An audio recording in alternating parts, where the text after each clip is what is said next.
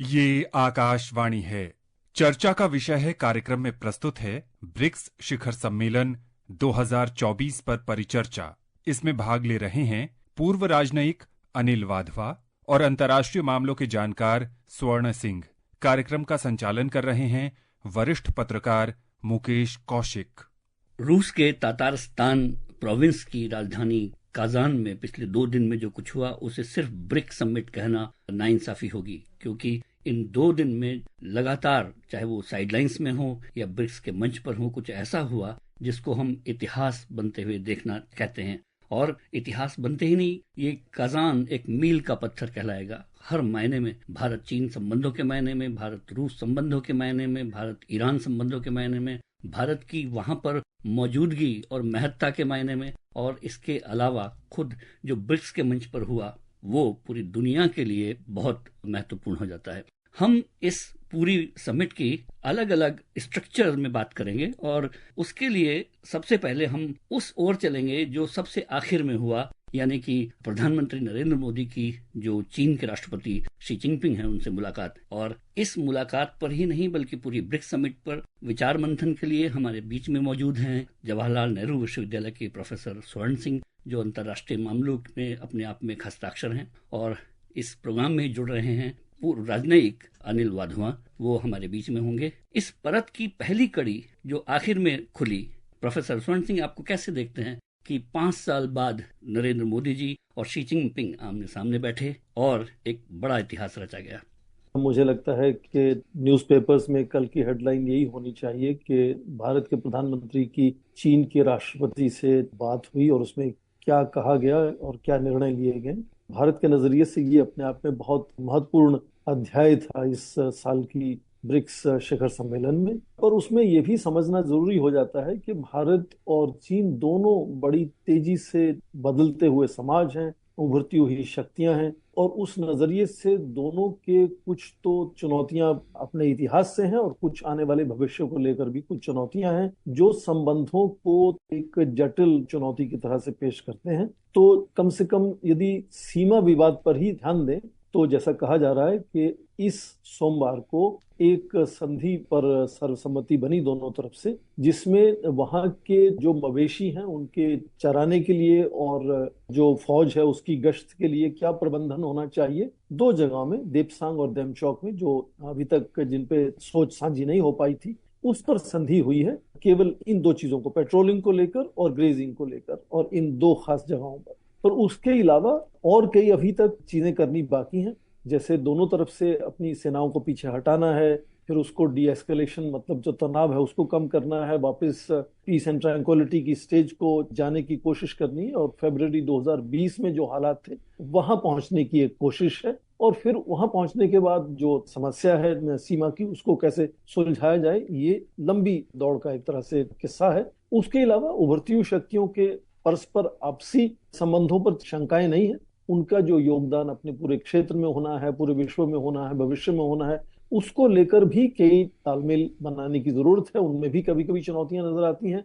तो उसमें एक मील का पत्थर कह सकते हैं ये कि 5 वर्ष बाद आज औपचारिक रूप से भारत के प्रधानमंत्री और चीन के राष्ट्रपति की द्विपक्षीय बातचीत ब्रिक्स शिखर सम्मेलन के दौरान हुई है। और उसके साथ साथ मैं जैसे कहूंगा कि इस मील के पत्थर से आगे किस तरह से सकारात्मक रुझान या रणनीति बनेगी, वो आने वाले समय में ही देखने को मिलेगा। प्रोफेसर, आज की इस मुलाकात से 2 दिन पहले जब प्रधानमंत्री रवाना भी नहीं हुए थे, तो एक दिन पहले विदेश सचिव विक्रम मिस्री ने ये चौंका दिया था अपनी घोषणा से कि भारत और चीन के बीच एलएसी पर जो 2020 के बाद से विवाद थे उन पर सहमति हो गई है और सेना की गश्त के बारे में सहमति हो गई है। ये अचानक तो नहीं हुआ। उन्होंने कहा कि पिछले कई सप्ताह से इसमें कूटनीतिक और सैन्य बातचीत चल रही थी, लेकिन उससे पहले का भी एक इतिहास है जो फरवरी मार्च के बाद शुरू होता है, जब 2020 में चीनी सेना कई पॉइंट्स पर उल्लंघन करते हुए, अतिक्रमण करते हुए पॉइंट्स पर आकर बैठी और फिर गालवान की खूनी संघर्ष हुआ। उसके बाद लगभग वहां पर 60 से 63 पेट्रोलिंग पॉइंट हैं जिन पर सारी गश्त बंद हो गई थी। उसके बाद 2 साल बाद एक समझौता हुआ जिसमें कम से कम 4 पॉइंट्स पर, जिसमें उत्तरी छोर का पेंगोंग त्सो भी शामिल है, झील का किनारा, उस पर सहमति हुई। बहुत दांव पेच चले, लेकिन ये देखने में आया कि ब्रिक्स समिट के लिए, जो काजान समिट के लिए, उसमें चाइना के राष्ट्रपति की ओर से एक ललक थी कि प्रधानमंत्री नरेंद्र मोदी के साथ द्विपक्षीय बातचीत की जाए, और उसके लिए ये एक सारी सहमति बहुत आनंद फानन में हुई। ऐसा क्या था चीन का जो मिलने का सरोकार था? देखिए, दोनों तरफ से मुझे लगता है कि रुझान बना होगा। आपको याद होगा कि अप्रैल के महीने में प्रधानमंत्री नरेंद्र मोदी की एक साक्षात्कार न्यूज वीक मैगजीन जो अमेरिका की है उसमें छपा था। उसी में उन्होंने कहा था कि अपने जो पीछे की चीजें हैं उनको भूलकर आगे कैसे बढ़ना है, उस नजरिए से भारत चीन को अपनी जो समस्याएं हैं उनको सुलझाना चाहिए और हिस्सेदारी बनानी चाहिए। तब से लगातार दोनों तरफ से कुछ कुछ इस तरह के संकेत मिले, कुछ निर्णय लिए छोटे बड़े, जिससे ये माहौल बदलता हुआ नजर आया। और ये भी मैं कह दूं कि इससे पहले भी ऐसे हो चुका है कि ब्रिक्स के शिखर सम्मेलन में, आपको याद होगा डोकलाम में भी समस्या हुई थी 2017 में। तब भी सितंबर के महीने में वहां xiamen समिट होनी थी, तो भी उस वक्त उसके पहले, इससे पहले के दोनों राष्ट्र नेता आपस में आमने सामने हो, कोशिश की गई थी कि संबंधों को सुधार लिया जाए। तो ऐसे मुझे लगता है कि ये समझना कि दोनों राष्ट्र नेता आमने सामने होंगे तो उससे पहले शायद कुछ सुलझाने की एक कोशिश है, क्योंकि बड़े दो नेताओं के मिलने का अवसर बहुत कम होते हैं और उसमें क्या चीजें तय हो सकती हैं उसके लिए थोड़ा सा परिपेक्ष माहौल जो है वो उसको सुधारने की कोशिश होती है। पर हाँ, जब आप मुझसे पूछना चाहते हैं कि चीन की क्या लालसा हो सकती है इसमें, तो जाहिर है आपने लगातार पढ़ा होगा, सुना होगा, देखा होगा टेलीविजन पर कि पिछले कुछ सालों से जो धीमी गति चीन की आर्थिक वृद्धि दर में आई है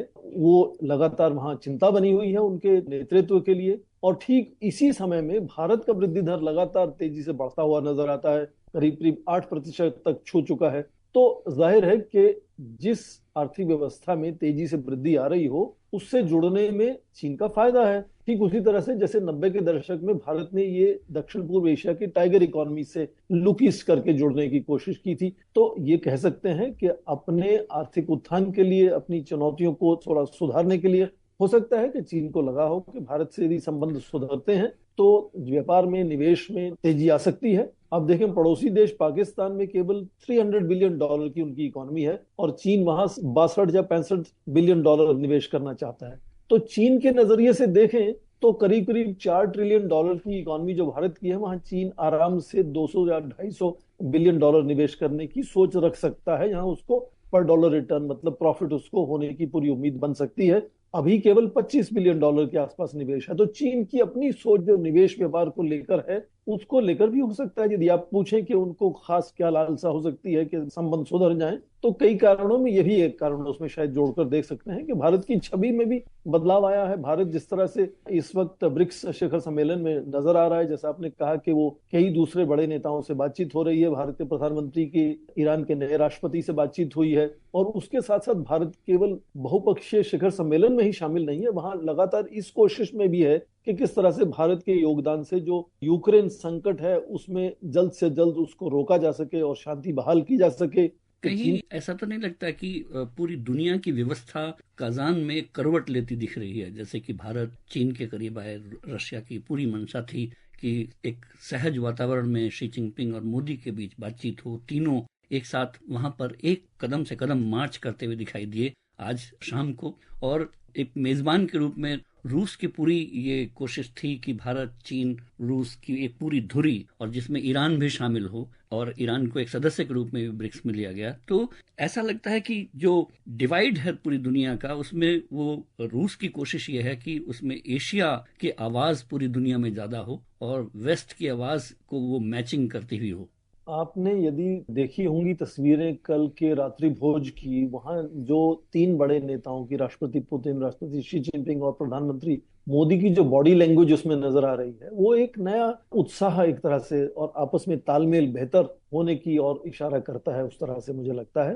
तो जाहिर है कि अलग अलग तरह से इसको ऐतिहासिक मान सकते हैं। खासकर रूस के जितने भी विशेषज्ञ हैं, वहां का नेतृत्व है, वो तो जाहिर है कि बार बार ये दिखलाना, जतलाना चाह रहा है कि रूस के इतिहास में ये सबसे बड़ा इस तरह का सम्मेलन वहां हो रहा है, जिसमें करीब करीब 20 राष्ट्र अध्यक्ष वहां आए हुए हैं और कई बड़े निर्णय वहां लेने की उम्मीद है। खासकर जैसे टर्की है जो बहुत दिलचस्पी दिखा रहा है कि ब्रिक्स में वो शामिल हो जाए, वो नेटो का मेंबर है। ठीक उसी तरह से आसियान के कुछ देश जो हैं, दक्षिण पूर्व एशिया का जो संगठन आसियान है, उसमें से थाईलैंड और मलेशिया ब्रिक्स में जुड़ना चाह रहा है। तो कई तरह से मेजबान देश रूस को लगता है कि जो उसको एक तरह से पश्चिमी देशों के प्रतिबंध लगाने से वो अलग थलग पड़ गया था, उसको पूरे विश्व के एक तरह से पटस्थल पर वो केंद्र में अभी नजर आता हुआ अपने आप को देखता है। ठीक उसी तरह से भारत भी अपने लगातार सभी से अपना तालमेल बनाने में लगा हुआ है और खासकर इसमें भी योगदान देना चाहता है किस तरह से रूस और यूक्रेन का युद्ध जो है वो समाप्त होना चाहिए।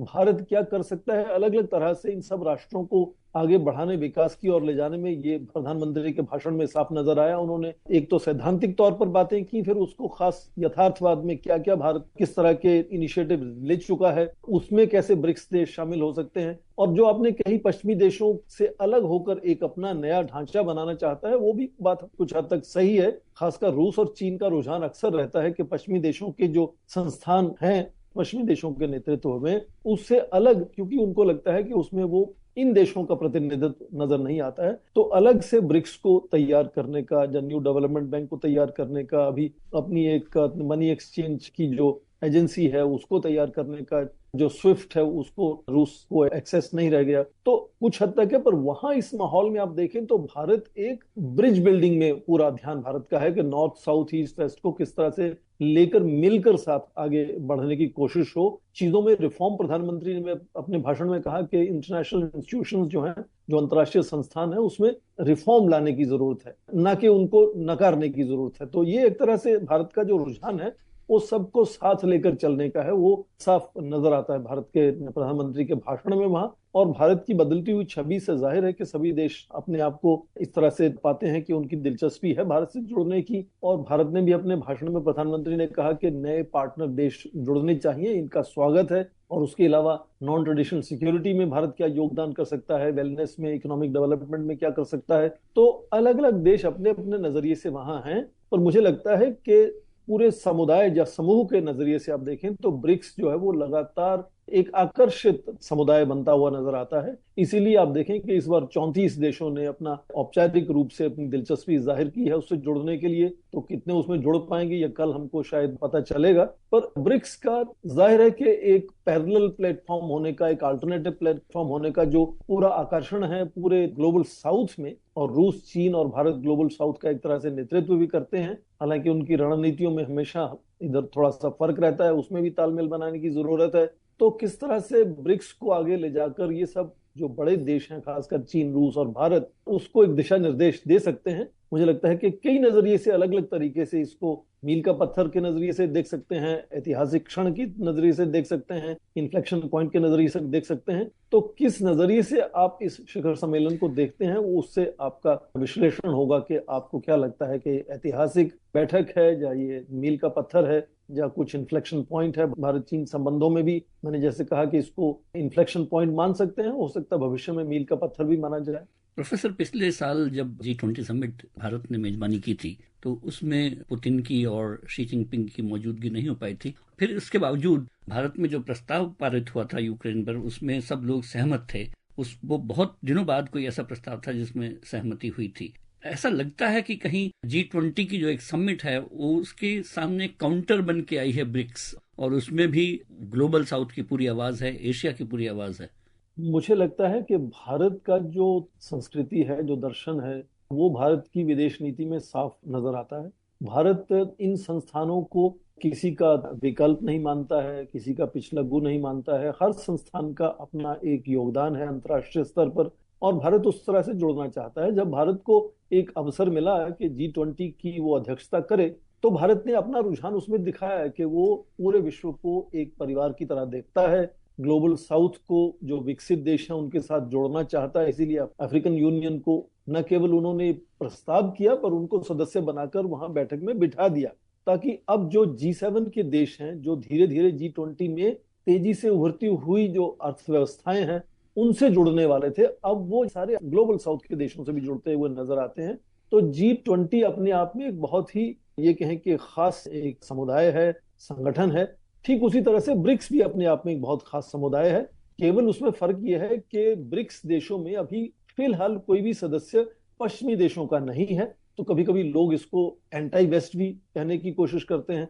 तो उस पर भी भारत ने लगातार, विदेश मंत्री डॉक्टर जयशंकर ने बार बार कहा कि ये नॉन वेस्टर्न इसको कह सकते हैं, पर इसको एंटी वेस्टर्न नहीं कह सकते, क्योंकि भारत की लगातार कोशिश है कि ये ब्रिक्स शिखर सम्मेलन जो है, वो समुदाय है, वो अपने आप में एंटी वेस्ट का जामा ना पहन ले, क्योंकि उसका वो उद्देश्य नहीं है। उसका उद्देश्य है कि एक वैकल्पिक तौर पे किस तरह से अंतर्राष्ट्रीय स्तर पर तालमेल बनाया जा सकता है, निर्णय लिए जा सकते हैं, सबको साथ लेकर कैसे विकास की ओर बढ़ सकते हैं, पूर्व और उसका राजनयिक असर भी अनिल नजर आता है। वाधवा हमारे बीच में जुड़ गए हैं।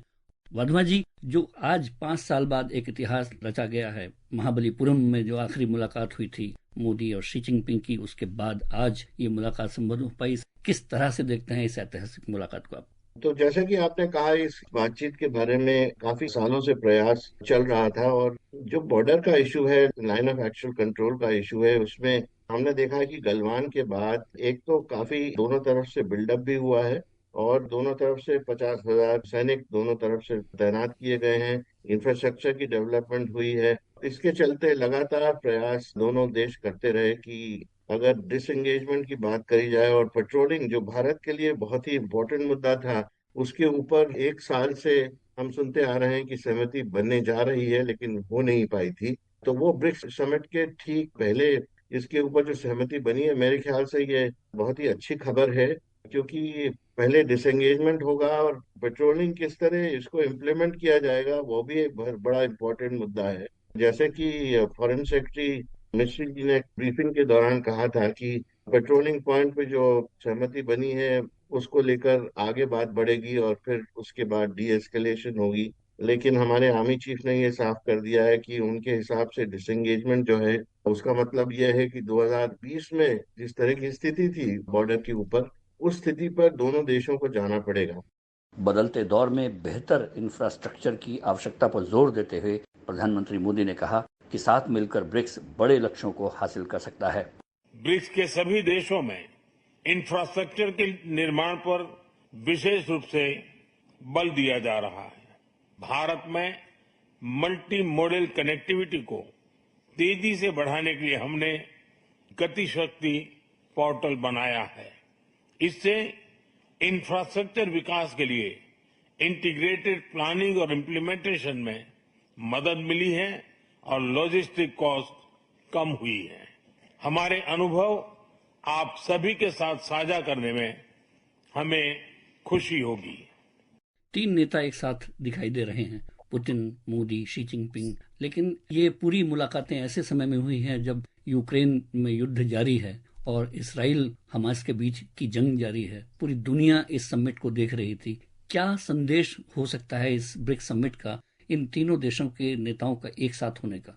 एक संदेश ये है कि ब्रिक्स का जो संगठन है वो काफी मजबूत है। उस संगठन में बाकी देश भी जुड़ना चाहते हैं। उसके कई सारे रीजंस हैं, लेकिन सबसे बड़ा रीजन ये है कि देश समझते हैं कि ब्रिक्स को ज्वाइन करके कुछ हासिल होगा, तभी वो इस संगठन से जुड़ना चाहते हैं। और दूसरी बात यह है कि जैसा कि वेस्ट में प्रोजेक्शन है कि रशिया बिल्कुल आइसोलेटेड है सैंक्शंस की वजह से, लेकिन ऐसी बात नहीं है, क्योंकि कई देश हैं जो रशिया के साथ है और ये चाहते हैं कि ये जो संघर्ष है यूक्रेन का जल्द से जल्द खत्म हो, क्योंकि उसकी वजह से जो इकोनॉमिक इफेक्ट्स ग्लोबल साउथ के ऊपर आ रहे हैं, उसको सुलझाने के लिए वेस्टर्न देशों की तरफ से कोई भी पहल नहीं हुई है, या ना अमेरिका के साथ पहल हुई है।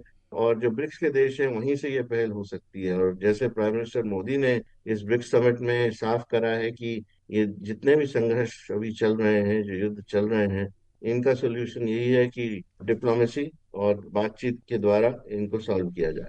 प्रोफेसर स्वर्ण सिंह जी, मैं आपसे ये पूछना चाहता था कि जिस तरह से मेजबान देश को पुतिन के सामने बैठकर प्रधानमंत्री ने सीधे कहा कि ये शांति का समय है और कोई भी समस्या का समाधान युद्ध से नहीं होगा, उसके लिए आपको आमने सामने बैठना ही होगा। इतनी बेलाग बातचीत आपने होती देखी कभी? आपने देखा होगा कि करीब पिछले 10 या 11 वर्षों में भारत की विदेश नीति की जो भाषा है, उसका जो रवैया है, उसमें बहुत बदलाव आया है। भारत आज जो अपने सोच में उसको सही लगता है, अपने दर्शन में जो उसको सही लगता है, वो बात करने की कोशिश करता है। और उसका ये यूक्रेन संकट बहुत अच्छा उदाहरण है कि यहाँ एक तरफ अमेरिका भी हमसे कुछ हद तक नाराज है कि उनको लगता है कि हम रूस के साथ जुड़ते जा रहे हैं।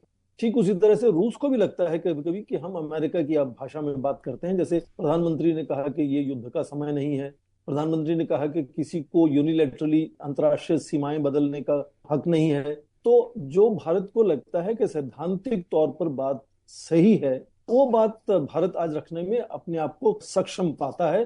ठीक इसी के चलते आप देखें कि पहले चीन के विदेश मंत्री ने एक 13 सूत्रीय प्रपोजल दिया था कि किस तरह से शांति बहाल होनी चाहिए यूक्रेन और रशिया में। वो पूरे पश्चिमी देशों ने कहा कि ये उनको मान्य नहीं है। फिर उसके बाद पश्चिमी देशों ने एक स्विस पीस सबमिट की, जिसमें रूस नहीं आया, चीन नहीं आया, भारत गया, पर भारत ने हस्ताक्षर नहीं किए फाइनल कम्युनिक पर। इन सब के अलावा भारत की जो लगातार कोशिश है रूस और यूक्रेन में शांति बहाल करने की, वो आप देखें बहुत ही धीमी गति से, परोक्ष रूप से, बहुत ही धीरे धीरे आगे बढ़ती हुई नजर आती है, जिसमें लगातार 2 बार भारत के प्रधानमंत्री की बात राष्ट्रपति पुतिन से हो चुकी है अभी, और पहले जुलाई में। फिर वो कीव गए तो वहां के राष्ट्रपति जेलेंस्की से बात हुई। हमारे विदेश मंत्री, राष्ट्रीय सुरक्षा सलाहकार, धीरे धीरे लगातार एक ही देश की कोशिश है जो लगातार धीमे धीमे आगे बढ़ती हुई नजर आती है। तो भारत बेहिचक मतलब अपनी बात कहने में अपने आप को ज्यादा से ज्यादा सक्षम पाता है। और मुझे लगता है कि दूसरी बड़ी शक्तियां अब शायद इसको मान्यता भी देने लगी हैं कि भारत ना तो किसी का पिछलग्गू हो सकता है, ना किसी का विकल्प हो सकता है। वो अपनी बात अपने राष्ट्रहित को, अपने दर्शन को सामने रखकर करेगा। पर भारत वो करता है जो भारत को लगता है कि हमारे हित में है, और हमारी संस्कृति और दर्शन को सामने रखकर हम अपना निर्णय लेते हैं। तो जाहिर है यदि हम अपने सोच में अपने तरीके से लगातार बात करने की कोशिश करेंगे अपने हितों को लेकर, तो दूसरी बड़ी शक्तियां वो भी अपने हितों को लेकर आगे काम करती हैं। जैसे आप देखें कि यूक्रेन के युद्ध में पूरे 50 देशों को अमेरिका ने उसमें जोड़ा हुआ है। तो अमेरिका को लगता है कि उनके राष्ट्र हित में यही है कि युद्ध लगातार होता रहे और यूक्रेन युद्ध के तरीके से शांति बहाल कर पाए, जो भारत की सोच नहीं है। भारत की सोच अलग है। जैसे प्रधानमंत्री ने कहा कि भारत ने विश्व को बुद्ध दिया है, युद्ध नहीं दिया है, और बार बार वो कहते हैं कि ये समय युद्ध का नहीं है। तो ये उनके अलग अलग भाषणों में ये जो रुझान है, जो सोच है, वो नजर आती है। प्रोफेसर, मेरा सवाल आपसे ये है, क्या भारत इस समय एक बेस्ट इंटरलोक्यूटर है? क्योंकि तुर्की के प्रयास सफल नहीं हुए, स्विस प्रस्ताव सफल नहीं हुआ, चाइना को किसी ने एक्सेप्ट नहीं किया उसकी शांति फार्मूले को, लेकिन भारत की दोनों ही खेमों में बहुत अच्छी पैठ है। भारत अपनी बात बोलता रहा है। तो ऐसे में क्या भारत की ओर से कोई शांति फार्मूला सामने आ सकता है? मुझे लगता है कि भारत का जो रणनीति है वो ग्रैंड स्टैंडिंग वाली रणनीति नहीं है कि बहुत दुनिया को दिखावा करने की एक कोशिश है, जो एक तरह से स्विस पीस समिट में नजर आया और कुछ हद तक चीन के विदेश मंत्री के 13 सूत्रीय प्रपोजल प्रस्ताव में भी शायद नजर आया। भारत की कोशिश ये है कि धीमे धीमे परोक्ष रूप से किस तरह से बात को आगे ले जाया जाए। यहाँ धीरे धीरे दोनों देश आपस में बात करने को तैयार हो जाएं। यदि दोनों देश आपस में बात नहीं करेंगे तो कितना बड़ा भी सम्मेलन कर लीजिए आप स्विस पीस समिट को लेकर, वो सुलझाया नहीं जा सकता उसको। तो भारत की जो कोशिश है वो परोक्ष रूप में मुझे लगता है ज्यादा इस वक्त उसका ध्यान केंद्रित है। तो इसलिए शायद हम लोगों को इस वक्त नहीं पता चलेगा कि सचमुच में अंदर क्या बातचीत हो रही है। हो सकता है आने वाले समय में हम लोग बाद में फिर आर्काइव में पढ़ेंगे कि क्या हुआ था, किसने कहाँ जाकर क्या कहा था, किसको क्या संदेश दिया या नहीं दिया।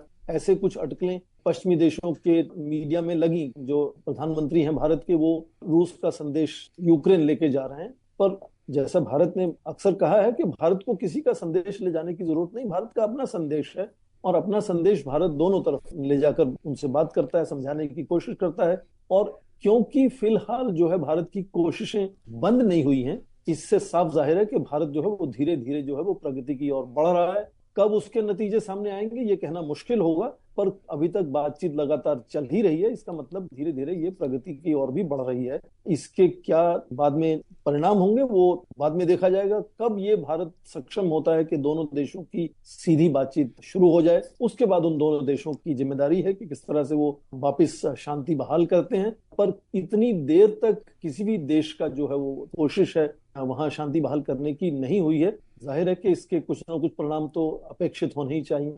जलवायु परिवर्तन के प्रभावों से निपटने के लिए भारत के प्रयासों का जिक्र करते हुए प्रधानमंत्री नरेंद्र मोदी ने कहा कि ब्रिक्स देशों की भूमिका सकारात्मक बदलाव ला सकती है। रूस की अध्यक्षता में BRICS open carbon market partnership के लिए बनी सहमति का स्वागत करता है। भारत में भी green growth, climate resilient infrastructure और ग्रीन ट्रांजिशन पर विशेष रूप से बल दिया जा रहा है। International solar alliance, coalition for disaster resilient infrastructure, mission life यानी लाइफस्टाइल फॉर एनवायरमेंट, एक पेड़ मां के नाम जैसे इनिशिएटिव लिए गए हैं। पिछले वर्ष COP28 के दौरान हमने ग्रीन क्रेडिट जैसे महत्वपूर्ण पहल की शुरुआत की। मैं ब्रिक्स पार्टनर्स को इन इनिशिएटिव से जुड़ने के लिए आमंत्रित करता हूं। प्रधानमंत्री ने दुनिया को संदेश देते हुए कहा कि नए और विस्तृत स्वरूप में ब्रिक्स विश्व की प्रभावी शक्ति के रूप में उभर रहा है। नए स्वरूप में ब्रिक्स $30 ट्रिलियन से भी ज्यादा बड़ी इकोनॉमी है। हमारे आर्थिक सहयोग को बढ़ाने में ब्रिक्स बिजनेस काउंसिल और ब्रिक्स विमेन बिजनेस अलायंस की विशेष भूमिका रही है। इस वर्ष ब्रिक्स के अंदर WTO reforms, trade facilitation in agriculture, resilient supply chains, ecommerce और स्पेशल इकोनॉमिक जोन को लेकर जो सहमति बनी है, उससे हमारे आर्थिक सहयोग को बल मिलेगा। इन सब पहलों के बीच हमें स्मॉल और मीडियम स्केल इंडस्ट्री के हितों पर भी फोकस करना चाहिए। मुझे खुशी है कि 2021 में भारत की अध्यक्षता के दौरान प्रस्तावित ब्रिक्स स्टार्टअप फोरम इस वर्ष लॉन्च किया जाएगा। अनिल जी, संदेशों की बात हुई है तो कूटनीति चूंकि संदेशों का बहुत महत्व रखती है, ब्रिक्स समिट क्या संदेश देकर दुनिया को जा रही है? ब्रिक्स समिट का संदेश यही होगा कि जो ब्रिक्स के देश हैं उनके हिसाब से जो कॉन्फ्लिक्ट चल रहे हैं दुनिया भर में, उसका जो समाधान है वो पीसफुल मीन से ही होना चाहिए। कोई भी ब्रिक्स देश ये नहीं चाहेगा कि ये कॉन्फ्लिक्ट चलता रहे, क्योंकि ग्लोबल साउथ के जितने भी देश हैं और बाकी जो देश इसमें शिरकत कर रहे हैं, उन सभी का ये मकसद है कि जो कॉन्फ्लिक्ट्स हैं इसका इफेक्ट इकोनॉमीज पे नहीं पड़े। ये सभी देश ऐसे हैं जो कि इकोनॉमिक डेवलपमेंट के चलते समझते हैं कि यही सबसे इम्पोर्टेंट मुद्दा है, और कहीं भी अगर कॉन्फ्लिक्ट होता है तो किसी न किसी तरह उनकी इकोनॉमीज पे इसका इफेक्ट जरूर पड़ता है। यानी काजान बैठक पूरी दुनिया के लिए एक बड़ा मैसेज देकर गई है। साथ ही भारत और चीन के रिश्तों में जो 5 साल की कड़वाहट थी उसको मिटा कर गई है। रूस, चीन और भारत के लीडरों को एक साथ कदम ताल करते हुए चलते हुए देख कर गई है। इस चर्चा में आप शामिल हुए अनिल जी और प्रोफेसर स्वर्ण सिंह जी, आपका बहुत बहुत शुक्रिया। धन्यवाद। अभी आप सुन रहे थे ब्रिक्स शिखर सम्मेलन 2024 पर परिचर्चा। इसमें भाग ले रहे थे पूर्व राजनयिक अनिल वाधवा और अंतर्राष्ट्रीय मामलों के जानकार स्वर्ण सिंह। कार्यक्रम का संचालन कर रहे थे वरिष्ठ पत्रकार मुकेश कौशिक। ये कार्यक्रम आकाशवाणी के समाचार सेवा प्रभाग द्वारा प्रस्तुत किया गया। इसे आप हमारे mobile app news on AIR और YouTube channel news on AIR official पर भी सुन सकते हैं। इस कार्यक्रम के संबंध में अपनी प्रतिक्रिया आप हमें ईमेल या व्हाट्सएप के माध्यम से भेज सकते हैं। ईमेल का पता है airnsdtalks@gmail.com और व्हाट्सएप नंबर है 9289094044।